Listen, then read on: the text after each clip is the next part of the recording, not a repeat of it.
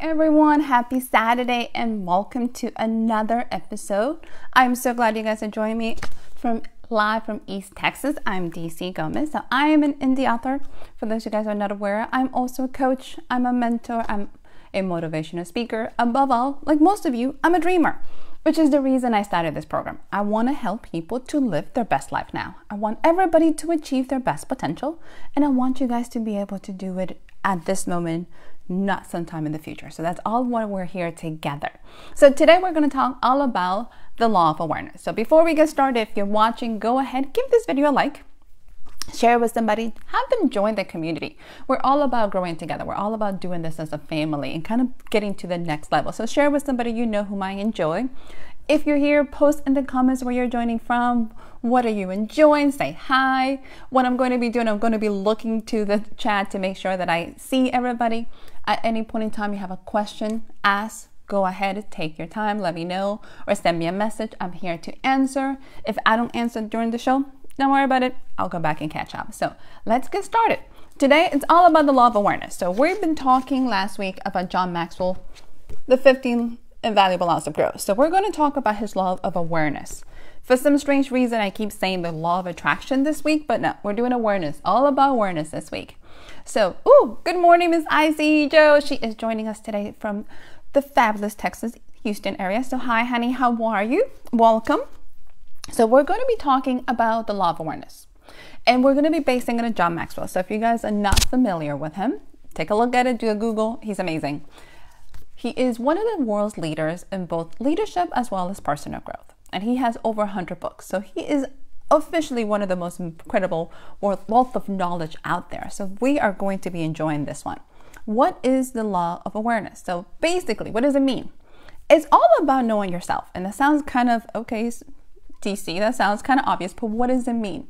When he's talking about it, he's very specific. He's talking about not just where you're at, but where you've been, where you want to go. He's talking about your strengths, your weakness, your interests, and your opportunities. So one of the things that I find out all the time, anytime we're talking about places where people are in their lives, they take an opportunity to take a self-inventory and just beat themselves up. This is not what I want anybody to do today. What I want you to truly to do is to look at where your interest lies. What are your passions? Because that's what we're going to take inventory. Your strengths and your weaknesses to get you to the next level. So today we're going to be discussing really what this law means in terms of being aware.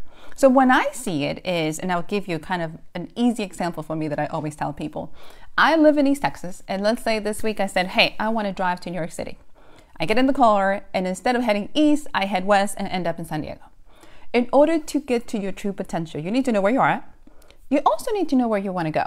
Because like me, you can get in the car and drive anywhere and get nowhere where you want to be. So that's what we're looking for. So the one thing he starts, and we're going to kind of get us started, is Maxwell says that there are 3 types of people that look, when they're looking at purpose and direction, can fall into these categories. So we're going to take a quick look, and I kind of wrote them down for you guys, so we're going to describe them. So when I started my journey, I fit in number 2. So you guys can tell me where you're at. So 3 types of people. Take a look at this list. This is according to John Maxwell. So we're going to start with the very first one. The very first group of people is people who don't know what they would like to do. So if you think about it, this, my friends, anybody in this category is a little confused.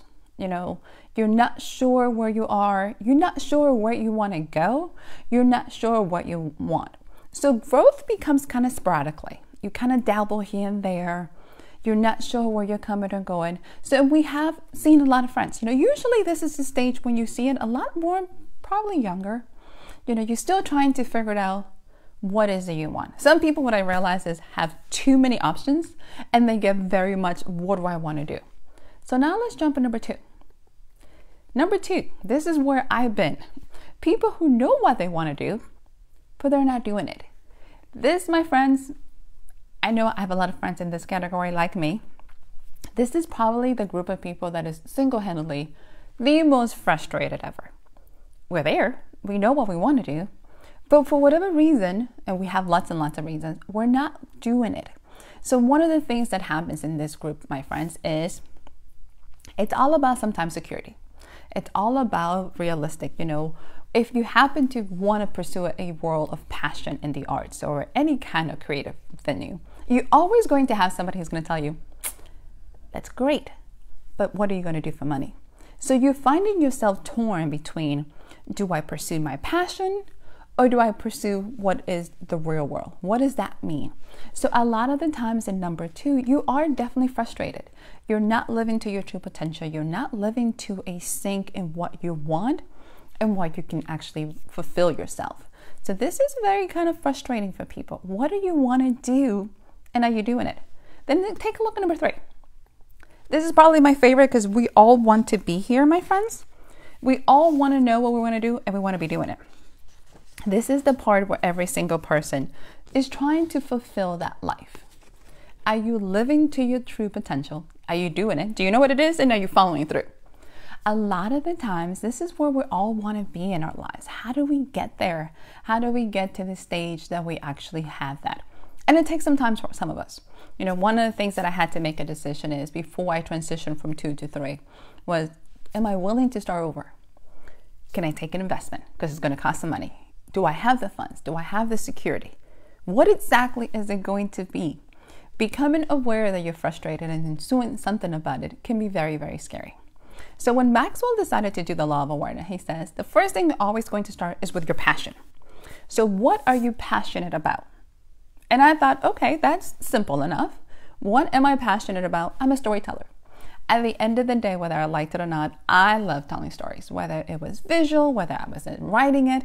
So that became that purpose. I enjoy telling a story. I enjoy telling it to people. I enjoy communicating it. I don't just want to write it in a diary for myself. I want to tell others. So when I decided that I wanted to be able to fulfill this and become a writer, the path became a little clearer for me. The frustration went away. Then I had to kind of figure out, what does that mean? So if you're still stuck in number 1 or a little bit of number 2, he has 10 questions and we're going to kind of go through this. How do you become self-aware? And it always starts with purpose and passion. So we're going to go through this together. So what I recommend, remember, I'm all about writing things down. Get a piece of paper, take some notes to yourselves, answer these questions to yourself. If you don't have enough time, if I go too quickly, play it back, take a screenshot. So the goal is take some inventory, take some time, because remember, Maxwell says you should take each law for a week. So you don't have to answer this in the next 30 minutes. But let's kind of look at it. Let's jump into that in the very first question that he wants you to look at. So look at the very first one. And when I was copying this over, it took me a little while. They're a little tongue twister, so hopefully you guys don't mind. So let's look at this. The very first one. Do you like what you're doing right now? So let's be honest with ourselves, my friends. Do you honestly like what you're doing right now? If you take an inventory of anybody around you, of the people you work, of the friends that you have, if you ask somebody, do you like your job? How many people are actually going to say yes? This is the question we all ask. Ooh, well, good morning to mommies joining us from Salem. Well, good morning, Ivan. My fabulous cousin joining. Hi, everyone. This is exciting. I'm so glad you guys are joining us today. So, question number 1. Do you like what you're doing right now? Remember, to take awareness and inventory, you have to truly be realistic. Are you happy with what you're doing? 90% of the people you might talk to might not be there. And the reason is go back to that idea of a creative life. We're truly believing that in order for us to make a living, it might not be directly correlated with your passion. So you're finding yourself competing with it. So if you're not enjoying what you're doing, this could be an indication that you're not truly in sync with your passion. So let's jump right in. Ready? Let's look at number 2. What would you like to do? So here is the reality of it. Do you truly have asked yourself, what do you enjoy doing? Honestly, have you asked yourself in the last 6 months, in the last year? I am very honest. I do have a day job and everybody kind of jokes about it. I enjoy what I'm doing. But at the same time, is it my passion? Is it truly where my heart lies? And those things are definitely in competition. But I was very much aware that I could do both. So you don't have to do not be an extremist like me. You don't have to jump off the boat right away to go find yourself, your passion and, not have an income. But what you're trying to do is walk yourself closer to that. What is it that you enjoy to do? And write it down. I have true friends, if you ask them what they enjoy to do, it has nothing to do with what they're doing now, but they're also very aware that the current income they have lets them live that life. So they have multiple layers. So let's jump to number 3. Can you do what you would like to do? This is something that to me is very, very interesting. A lot of the times we all have dreams. Let's be honest about it. You all have dreams of things that you want to do. So if your dream is to be able to play in the NBA, can you do it? Are you actually able to play basketball enough to be in the NBA? This is not counting the fact of how competitive it might be. That's not the case. So a lot of the times, what you want to do and the skills and abilities that you have to match. They have to be in sync with each other. It is interesting because for artists, we tend to be an extremist. You might have the skills and abilities, but then you have to convince yourself that you can do it. So it is an interesting perspective. Can you do it? Do you have the skills and abilities? So when you're looking at number 3, can you do what you want to do? It's a really honest question. So one of the things that I realized, some people want to play sports. They might not want to do it professionally. Why not start a community group? Why not start something there? You're still following your passion. You're still following that pursuit, but are you doing it at the same level? Can you do it? So if your goal in life is to become a singer, can you sing? So being realistic, I always tell everybody, I would love to ice skate. I cannot ice skate to save my life. So obviously this might not be something I'll be pursuing, but what is it that you're trying to do? Let's jump to number 4. Take a look at this one. Do you know why you want to do the things that you do? Think about it from this perspective. Motives, intentions, and ideas, it's kind of like persistent. It's the things that's going to keep you going when things get hard. And my friends, things are going to get hard. Anytime you're starting something new, anytime you're trying to develop a skill, anytime you're growing, you're going to hit challenges, you're going to hit obstacles.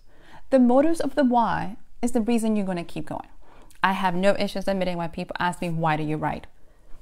I love it. It is truly a passion. I am miserable when I'm not writing. And the people in my life can tell. People in my life around me can tell.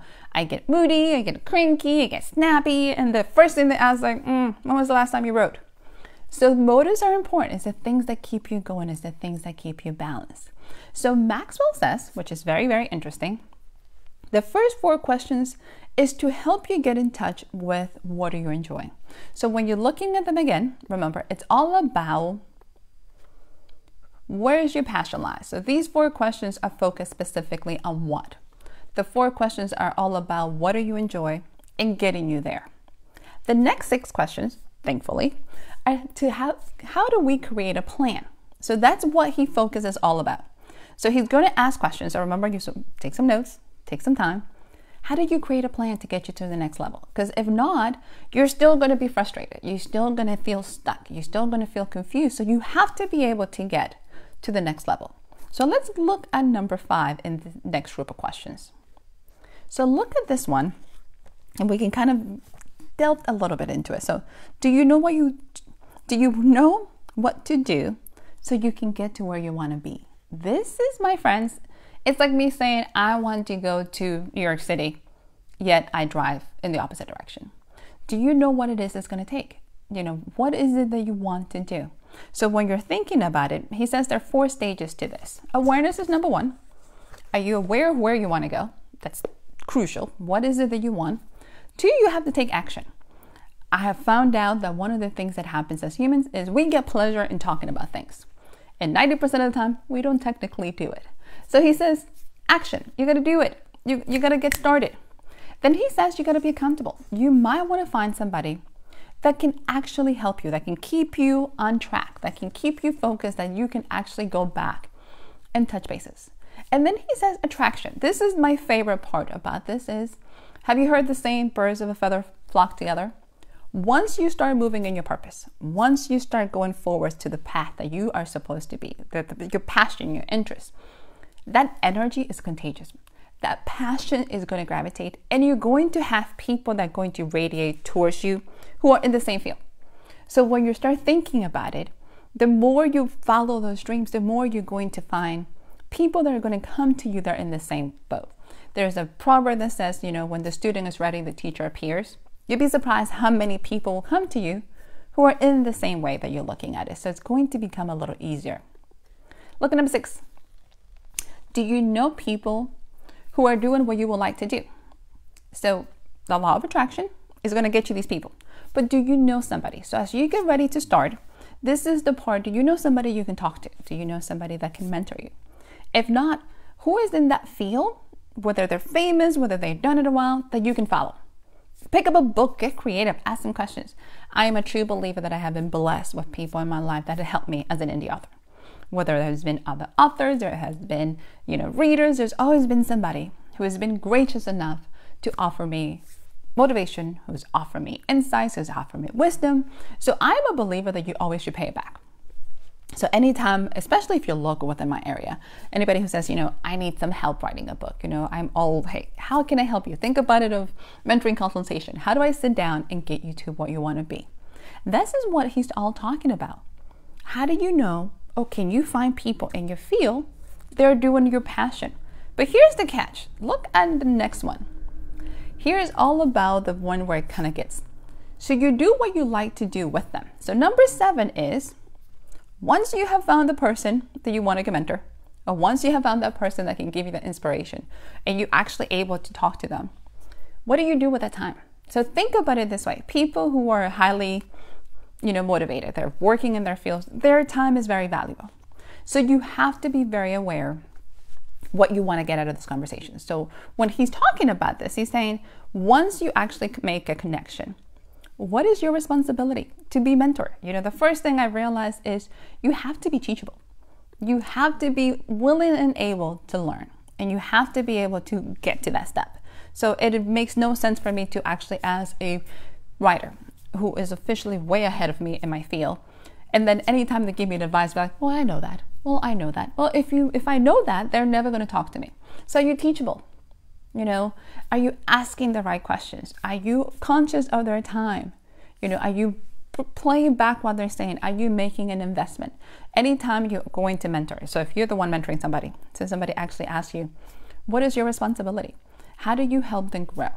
I'm officially, and I tell everybody, I might not be the nice mentor. I'm not going to be mentoring anybody to help you get stuck in your self-limiting beliefs. So I'm not the sugarcoating one. I'm going to tell you the reality. So if you're telling me I want to get to New York and you're going west, I'm going to pull you over and be like, you're not going the right way. So when you're looking for a mentor, you have to find somebody that is going to be honest and yet loving, that is going to get you to the next step. But you have to be teachable. If not, you're going to find yourself having resistance to change. You're going to get stuck in those places, my friends. And that's hard. Let's be truthful. When somebody's telling you, you might want to try something here instead of what you're doing, it's hard. So when they told me, hey, you need to change your covers for your books, that was hard. It was not easy, but I still had to do it. How do you grow? Sometimes you have to try. So let's look at the next one. Look at number 8. Will you pay the price to do what you want to do? There's always going to be a sacrifice, my friends, that we all have to do. If you're trying to live to your next potential, if you're trying to move to your next life, if you're trying to grow, sacrifices are going to be in order. What are you willing to give up? Remember, we all have limited time, and this is one thing we all have in common. What are you going to do with those 24 hours you have in the day? How are you going to spend it? Where are you maximizing your time and your efforts and your potential? This is the part that is hard sometimes for us, is we all have an idea of what we want to do. But once we realize the time commitment of what you have to do or the sacrifices, and sometimes it might be time, and sometimes you might not be able to go out with your friends. Sometimes you might have to spend some money to get to the next level. Are you willing to do it? And here's the part I always ask you, because I have to ask myself.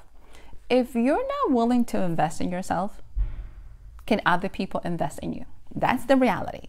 If I'm not willing to invest in making myself better, why would anybody else want to take that risk? Why would anybody else want to invest in my books if I'm not willing to invest in it? So are you willing to pay the price? So look at number 9. When can you start doing what you like to do? If you are a bit like me, who's a tad bit perfectionist, you're trying to get all the stars to line up, you're trying to do all your research, you're trying to get all the information you can before you start, you might never start. So sometimes you got to start right now. You are not going to be ready. No matter how much prepared you are, no matter how much work you're going to try to get you there, my friends, you're just going to have to start. And you start right now. It's like Nike, just do it. You're just going to have to start, because growth is going to happen as you explore yourself. Growth is going to come as you get better. There is no easy way. There is no buts about it or ways around it. You have to start. And once you've figured out what is your passion, what do you enjoy to do, it doesn't mean you're going to go quit your job. It doesn't mean you're going to drop your family, if you're not going to join a monastery, whatever. You're not making those radical decisions, but you have to do something. So that's the part. So look at 10. What will it be like to be where you want to be?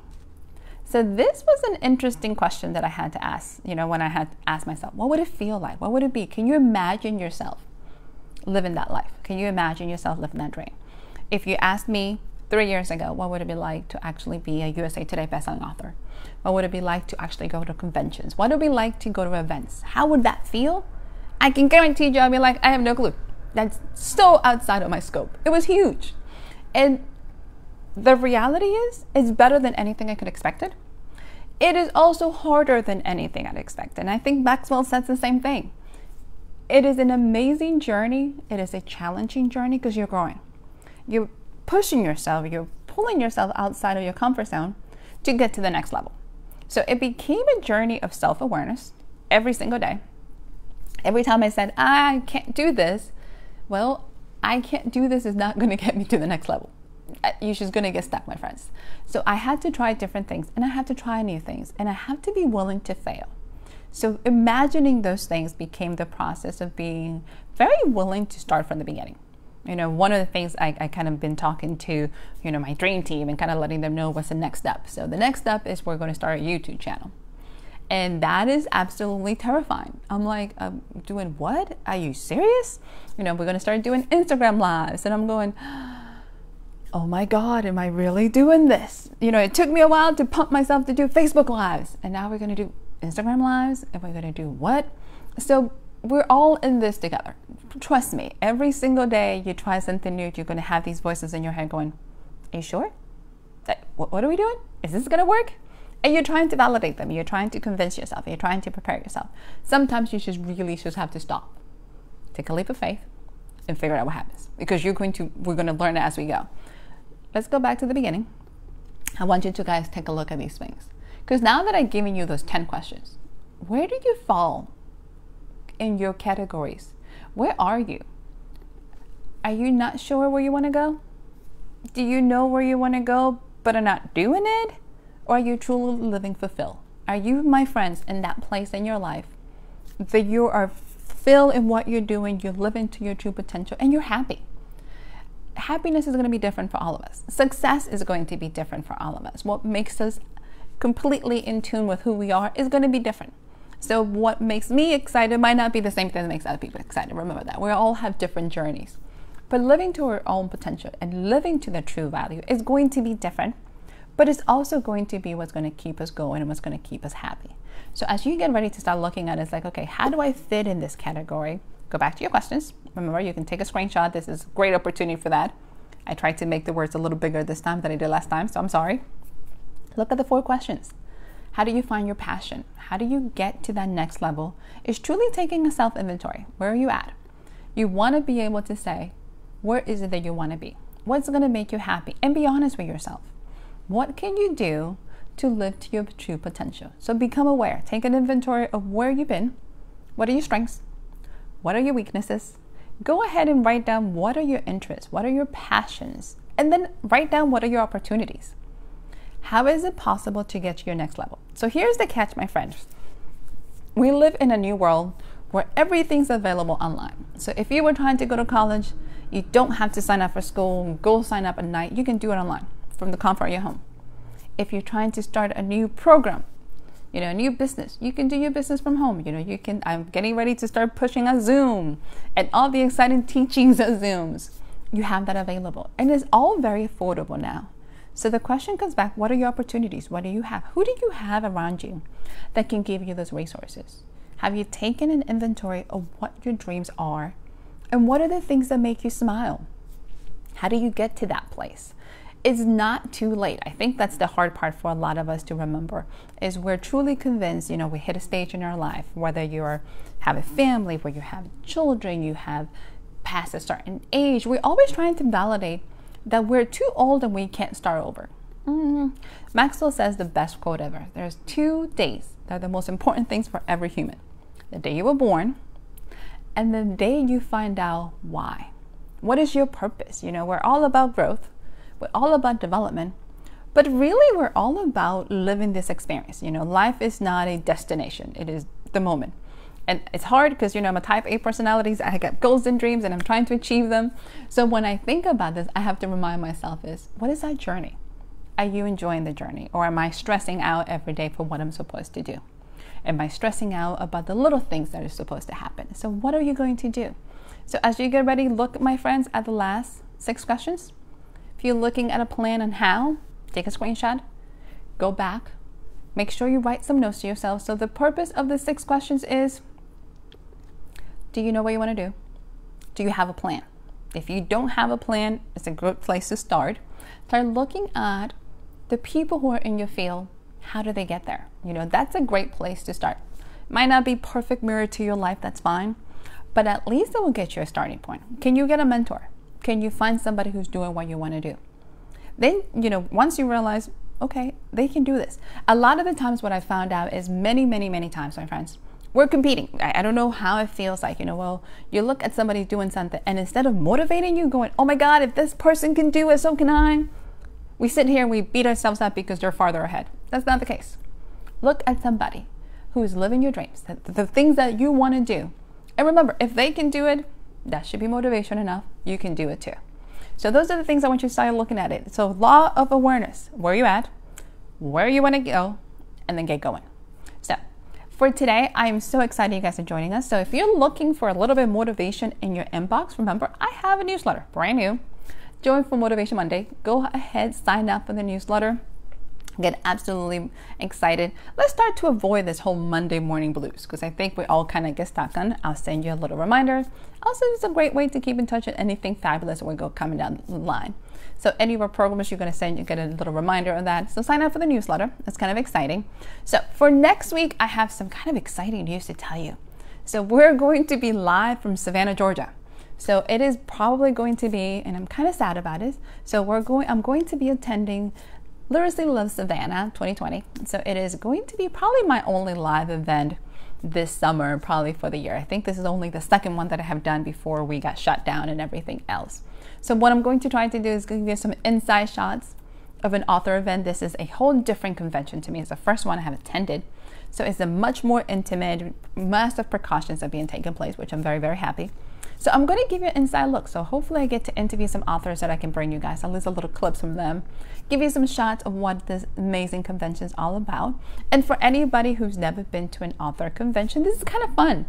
It wasn't until I started writing that I realized I was missing out. Like there's an entire world of Comic Cons as well as conventions. So the good news is once we get back into this world, be prepared. You will be getting lots of amazing clips from cons. We're going to be going to Comic Palooza next year, so we will be giving you some inside tracks and some of the behind the scenes. You also get to figure it out if you're interested in becoming an exhibitor, a vendor. I'll give you some tips, how to set up a booth, how to set up your world, how to get you started, and how to have a blast. What I realized when I got started is I was so nervous in the trying to sell books that I lost myself. So it took me a little while to figure out it's not about the selling. It is not about the trying to impress people. It's about truly connecting with readers, connecting with friends, and making those, relationships. So we're going to give you an insight. So next week, be prepared. We're going inside, behind the scene at Literacy Loves Savannah, directly from Georgia. So by the way, I will be heading out next week. So keep me in your prayers. So this should be all sorts of exciting. In the meantime, my friends, thank you so much for joining me again. Thank you for chit-chatting with me. Thank you for your comments. Send me some questions, some concerns, and above all, let's take some inventory. It's all about becoming aware. My friends, you are amazing. You are powerful. You are meant to live your best life now. So if you haven't heard this today, you're meant to do great things, and you're meant to live your best life. So do it. Don't hold back. Don't worry about what other people think. put this criticism voices in the back, take a leap of faith, and let's start doing it. I believe in you. I'm completely excited about your future and the things you're going to be doing. And I can't wait to see you guys next week. So have an amazing Saturday, everybody. Have a blast this summer, and we'll see you from Georgia.